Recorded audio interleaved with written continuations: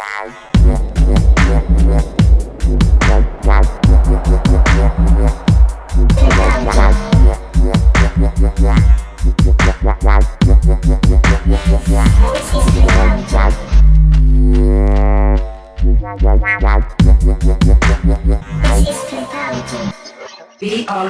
Flipology.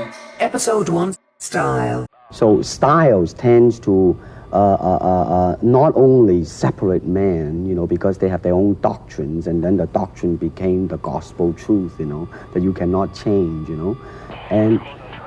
But if you do not have styles, if you just say, well, here I am, you know, as a human being, how can I express myself totally and completely? Now, that way, you won't create a style, because style is a crystallization, you know. I mean, that way, it's a process of continuing growth.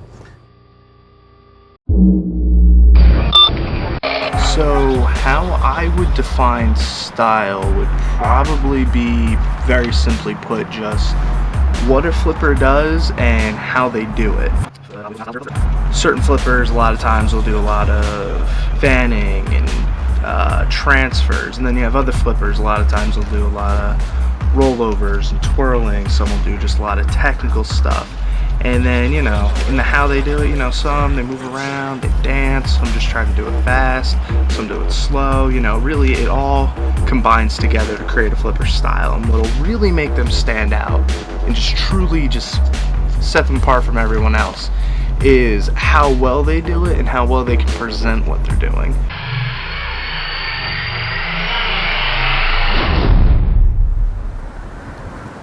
Style is important in anything that you consider performance art, or, you know, hobby or sport. Anything that's, you know, you're trying to get people to watch.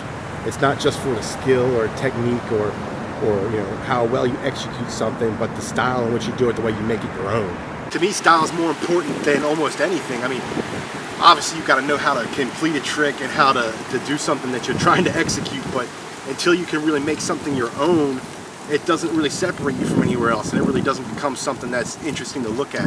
People can, you know, can be, you know, really skilled and you know, really master something to the degree of being able to execute the technique of doing it, but then maybe they don't have their flair, they don't have their own style of doing it, and it just becomes looking mundane and kind of flat. Hello, Nardath here. Today I'm going to talk about styles. I think style is really what defines a flipper. Without style, without soul, I think you just have a guy doing tricks. Another word would be cookie cutter. No style, just doing the stuff, kind of robotic. BRS. It took me a few years to develop my own style. It took me a good 2 years. I think a lot of beginners, Smurfs, or watch OGs flip, and they pick at stuff. You see it a lot. So, you know, cookie cutter flippers, they just do whatever the other guys are doing. I see a lot of guys that come out and they just do stuff that looks like what I do.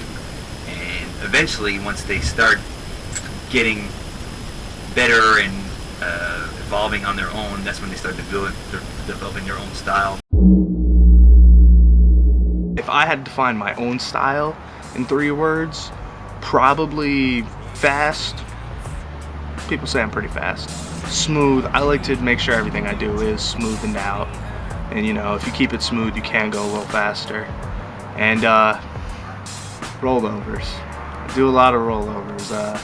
Even I'll almost consider, like, with chaplains, and even the way I do, like, my full twirls, I always add extra spins where it's sitting around the finger and rolling around. It just, I don't know, something about that I just tend to enjoy doing. Won't be the death of me, but if I left next week, I confidently say I'd rest in peace. Can you solemnly repeat with honesty what I speak? If not, reflect on how you think. I've always been someone who's been about, you know, focusing on not only just getting a trick down so that it's mindless and effortless, but then also trying to get that flair and that little touch that makes it my own. So people, you know, almost don't even recognize the trick anymore and just say, you know, that's just something that Johnny does. But you know, and then to turn out it's, you know, it's really just the way that I'm putting a flair on something that's average and and rather tame compared to other tricks that people do or have been doing for a long time. 3 words I chose to define my style is innovation, mutation, and aerials. Because I don't mutate is where it's at for me. Just take stuff that already exists and put them in different orders and different axes, different add an aerial in there and do it with different fingers, upside down, 0G. I think that's what defines my style as a flipper.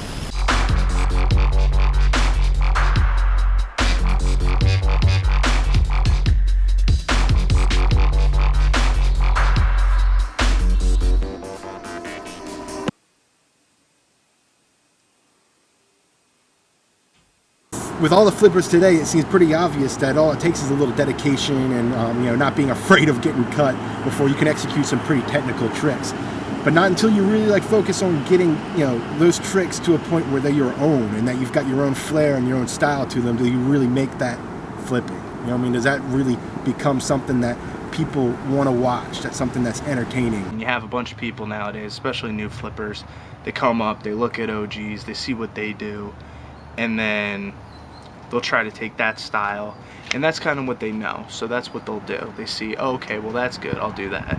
Eventually they'll start picking out things that they like to do, and that's how you'll end up developing your own style.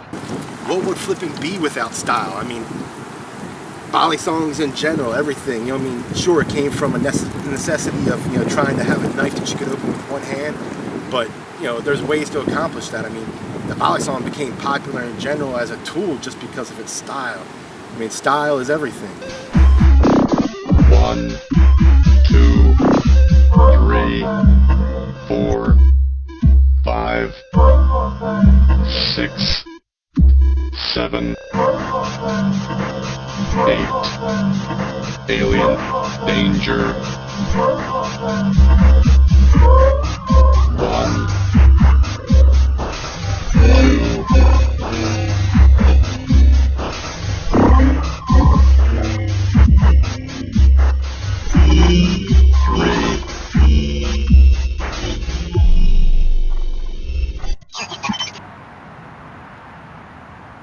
I got nothing.